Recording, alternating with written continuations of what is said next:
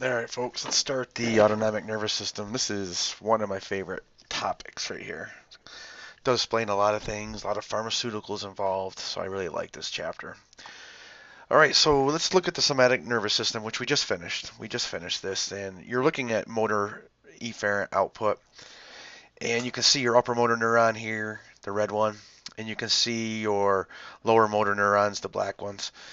And this is your somatic motor output. And we talked about going through the decussation of the pyramids and all that. We talked about this last chapter. So this is your somatic motor nervous system.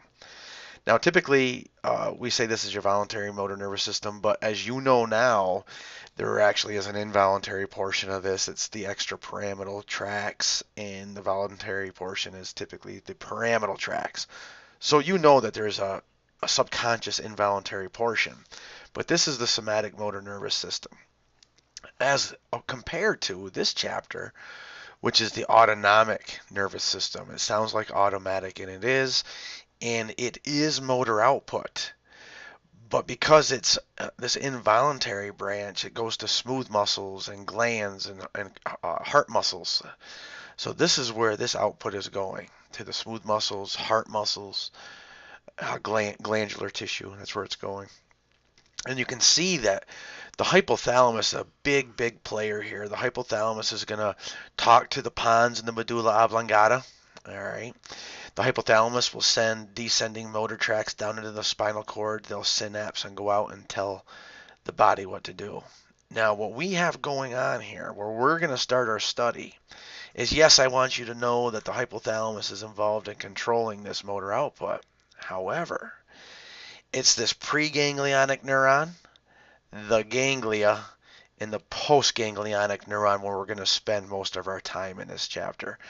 We have a preganglionic autonomic neuron, we have a ganglia, and we have a postganglionic autonomic neuron. Now, remember what a ganglia is. Nuclei is a collection of soma in the central nervous system, and ganglia is a collection of soma in the peripheral nervous system. So we use the word nuclei for central nervous system. We use the word ganglia for peripheral nervous system. All right, that's where we're at with this. This is the comparison. And this is the collage showing you the comparison side by side. All right. This is what I showed you a long time ago. So let's back up a little bit actually. We have the nervous system. This entire thing's the nervous system. We can divide the nervous system up into the central nervous system, which is the brain and spinal cord, and the peripheral nervous system, which is your spinal nerves and cranial nerves. But we can also divide the peripheral nervous system up into my sensory afferent division and my motor efferent division. With my motor efferent division, I can talk about the somatic nervous system and the autonomic nervous system. And now we're in the autonomic nervous system today. The autonomic nervous system is subdivided into the sympathetic division and the parasympathetic division. Typically speaking, we say the sympathetic is fight or flight, and the parasympathetic is rest and digest.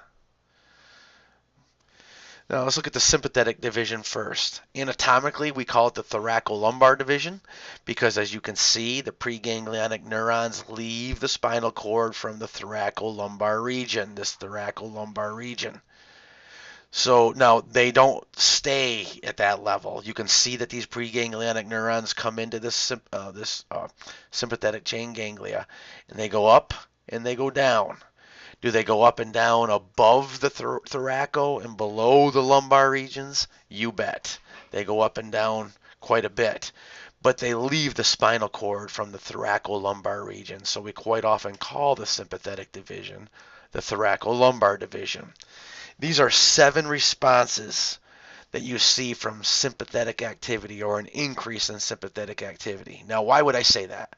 Why would I say 7 responses to increase in sympathetic activity? Why don't I just say 7 responses to sympathetic activity? Well, the truth of the matter is this, that you have a background autonomic tone. It's called an autonomic tone. it's not the case that either your sympathetic is on or your parasympathetic is on. That's not the case. It's not this all or none thing that you might start to think about. That they're both actually functioning. And at any given time, you got this background tone. But what happens when you increase the sympathetic activity and your parasympathetic stays even? Well, one thing that happens is you increase your mental alertness, number one. Another thing that happens is you increase your metabolic rate. Another thing that happens is you shunt your blood away from your digestive tract. Remember, the parasympathetic is rest and digest. Why would I send blood to my digestive tract? Why would I digest if I'm running from a saber-toothed tiger? I wouldn't, and therefore I actually reduce my digestive functions. I mobilize my energy reserves. So I'll do lipolysis. That's lipid lipolysis, breaking down your fatty acids so you can burn fats. I increase my respiratory rate and I dilate my respiratory passageways so I get air into my lungs easier because I'm running from the saber-toothed tiger, so I need to be able to do that. I increase my heart rate and blood pressure so I can climb the tree and get away from the saber-toothed tiger. And my sweat glands are activated. And these, well, we'll talk about this more. This is not necessarily because you're warm, although you might be warm because you're running. But this is a sympathetic sweat. This is the kind of sweat that you experienced when you went on your first date and your palms got all sweaty. And it was wintertime. And why were you sweating in the wintertime? Well, you were nervous and your sympathetic nervous system was kicking in. So you activated some sweat glands. So that's the kind of sweat I'm talking about here, the sympathetic sweat. So that's the thoracolumbar division. You can see that it goes from T1 to L2. You can see that right here. And we'll talk about the ganglia in a little bit. With the sympathetic division, this is the same picture. It's not different. It just has this guy yelling at you. So this guy's yelling at you now because he's all jacked up with his sympathetic nervous system running. You just cut him off in traffic or something. I'm not sure. You did something bad to him. Now, the parasympathetic division is called the cranial sacral, as opposed to the sympathetic, which was thoracolumbar. And that's because the neurons that come out of the parasympathetic division come out of the cranial region and the sacral region. The four cranial nerves that are involved in parasympathetic is 3, 7, 9, and 10. 3, 7, 9, and 10. That's oculomotor, facial, glossopharyngeal, and vagus. Those are the four main cranial nerves involved in the parasympathetic nervous system. And then we have the sacral region where a whole bunch of sacral neurons come out and they're involved in the parasympathetic nervous system. Now, you see these plexuses here. We talked about some of these plexuses in lab already. You see these ganglion here. You see these ganglion right here. Let me go backwards. You see these plexuses here. Whoop, didn't mean to go forward again. You see these plexuses here. And you see these ganglia here. And my question is, do you think that the sympathetic and parasympathetic nervous system share a plexus or share a ganglia? Well, look at this one. You're going to the heart and lungs. Heart and lungs. Well, look at this one. You're going to the heart and lungs.